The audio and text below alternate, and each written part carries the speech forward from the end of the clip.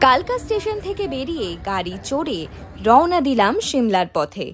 সিমলা যাওয়ার পথেই পড়ে তারা দেবী টেম্পল।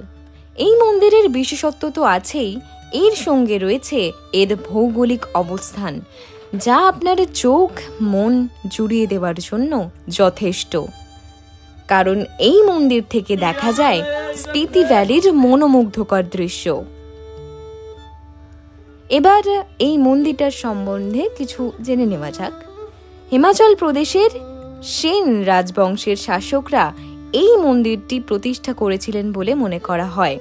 সিমলার এই তারাদেবী টেম্পল এর ইতিহাস কিংবদন্তি ভিত্তি অনুসারে 250 বছরেরও বেশি পুরনো। কথিত আছে রাজা ভূপেন্দ্র সেন দেবী তারার দিব্য দর্শন পেয়েছিলেন এবং তাকে পর্বতে একটি মন্দির নির্মাণের নির্দেশ দেন তিনি।